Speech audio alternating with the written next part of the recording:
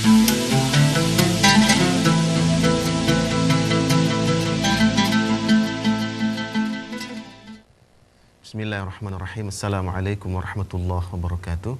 Alhamdulillah wassalatu wassalamu ala Rasulillah wa ala alihi wa sahbihi wa mawala. Rabbi syrah li sadri wa yassir li amri wahlul 'uqdatam min lisani yafqahu qawli. Rabbi zidni ilma warzuqni fahma.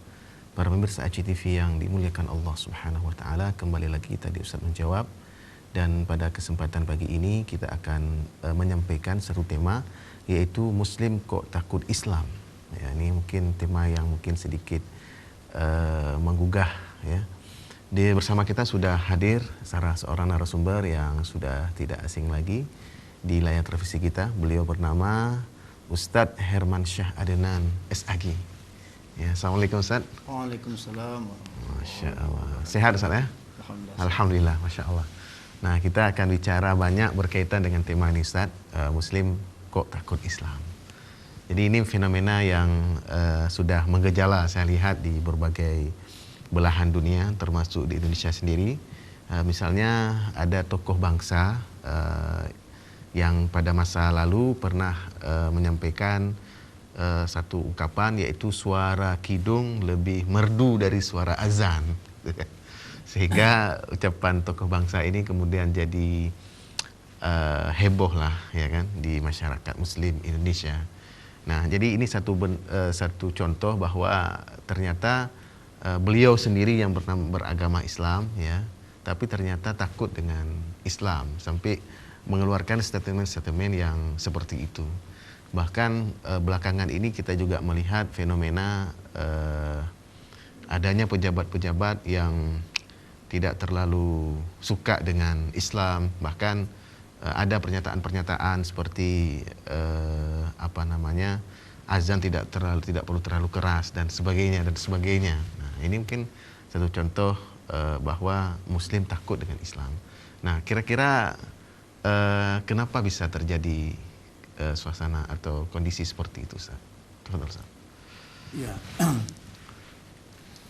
kalau kita lihat fenomena seperti itu, kita cenderung untuk melihat bahwa di antara beberapa sebab mengapa sebagian umat Islam itu seperti fobi, takut kepada ajaran Islam itu sendiri. Itu bisa jadi disebabkan oleh beberapa alasan. Yang pertama, karena mereka memperturutkan hawa nafsu. Sebagaimana Allah berfirman dalam surat Al-Jasiyah ayat 23, afara'aita man ittakhadha ilahahu hawahu wa adallahu ala ilmin.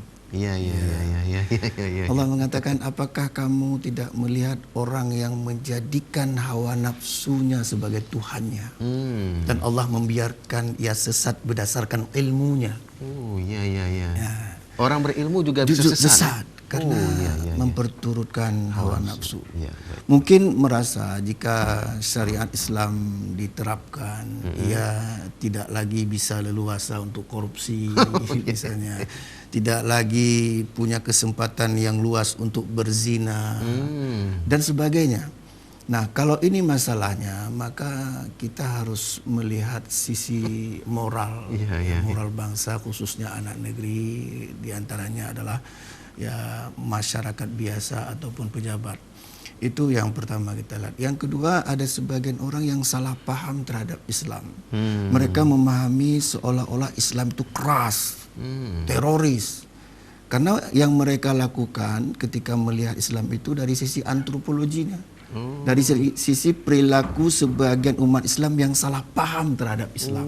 Ya, padahal Islam itu sangat lembut, sangat toleran. Misalnya Allah berfirman, wa ibadur rahman alladzina yamshuna 'alal ardi wa idza khatabahumul jahiluna qalu salama. Ya. Wa ibadur rahman, hamba-hamba Allah yang Maha Pengasih. Alladzina yamshuna 'alal ardi haunan, ketika berjalan di muka bumi dengan lemah lembut, dengan tenang, dengan simpati. Wa idza khatabahumul jahiluna qalu salama. Bahkan Ketika ada orang yang mengejek, memaki dan sebagainya, justru Allah menyuruh membalasnya dengan kata-kata yang baik. Innal hasanati yudhibna as-sayyiati. Masyaallah. Sesungguhnya kebaikan-kebaikan itu bisa menghilangkan keburukan-keburukan. Masih banyak ya kita lihat dalam ajaran Islam ini bagaimana Rasul Nabi kita meletakkan satu kemuliaan Islam yang sangat luar biasa. Misalnya kata Rasulullah, inna likulli dinin khuluqan wa khuluqul islami al-haya'u. Setiap agama itu ada akhlak. Dan akhlaknya Islam itu, puncaknya akhlak dalam Islam itu rasa malu. Kenapa Nabi meletakkan malu sebagai puncak akhlak? Karena Nabi menjelaskan dalam hadisnya yang lain yang diriwayatkan oleh Imam Bukhari, Muslim dan lainnya, al-haya'u la ya'ti illa bi khairin. Malu itu tidak mendatangkan kecuali kebaikan. Jadi kalau seorang muslim telah memakai pakaian malu dalam setiap aktivitas hidupnya, maka apapun yang dilakukannya, apapun yang diucapkannya, dan apapun yang dilakukannya, itu akan menjadi baik. Kemudian yang ketiga, kita melihat kenapa orang jadi takut, seorang muslim jadi takut kepada ajaran Islam itu sendiri. Karena tidak tahu, bodoh. Tidak belajar. Jadi mereka seolah-olah hanya cukup punya KTP Islam, orang tua Islam, beragama Islam, tapi tidak mau peduli bagaimana hakikat Islam itu sendiri, Ustaz. Nah, jadi kalau kita lihat di antara penyebabnya, pertama karena memperturutkan hawa nafsu, seolah-olah kalau dilaksanakan syariat Islam jadi hawa nafsunya takut terkekang gitu. Masya Allah. Yang kedua, dia salah paham terhadap Islam, ya, memahami Islam secara salah, lebih cenderung melihat perilaku umat Islam itu sendiri. Jadi lebih kepada pendekatan sosiologi antropologi begitulah. Tanpa melihat ajaran Islam yang sebenarnya itu bagaimana dalam mengatur manusia itu sendiri. Dan yang ketiga, ya karena kebodohan tentu saja, Ustaz. Ya, kira-kira seperti itu ya sebab-sebab kenapa umat Islam takut dengan Islam. Itu tadi sudah dijelaskan ya. Yang pertama adalah karena memperturutkan hawa nafsu. Dan yang kedua karena melihat perilaku umat Islam yang tidak sesuai dengan Islam dan salah paham dan terakhir itu karena kebodohan. Ya. Baik, para pemirsa CTV yang dimuliakan Allah Subhanahu Wa Taala, menariknya mungkin begini, Ustaz. Mungkin selama ini ya, orang menganggap Islam itu tidak simpatik ya, itu karena tadi memperturutkan hawa nafsu. Dia tidak tahu bahwa sebenarnya di Islam sendiri memperturutkan hawa nafsu itu bisa juga dapat pahala kalau sesuai syariat ya. Iya. Bahkan dalam satu hadis itu kan Nabi pernah menyampaikan satu ungkapan yang membuat sahabat jadi terkejut ya.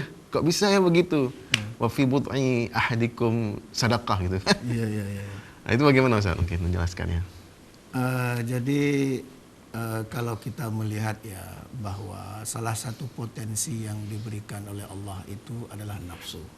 Orang yang tidak punya hawa nafsu itu cacat mentalnya.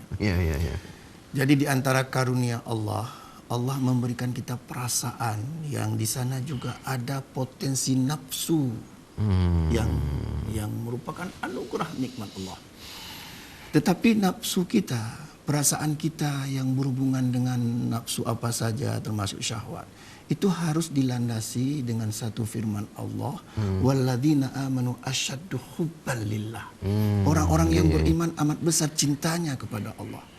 Jadi ketika dalam bingkai ini nafsu itu diaktualisasikan, maka akan jadi terarah. Sampai ada manajemen nafsu juga. Ya, manajemen nafsu sehingga nafsu itu menjadi ibadah. Kalau sudah ibadah otomatis mendapat pahala. Tetapi ada sebagian orang ya karena tidak memahami hakikat Islam itu sendiri, memperturutkan hawa nafsu secara liar, sehingga turun harkat martabatnya ke tingkat hewan. Demikian. Masya Allah. Baik, Ustaz, nanti kita akan lanjutkan setelah kita ikuti pesan-pesan berikut ini.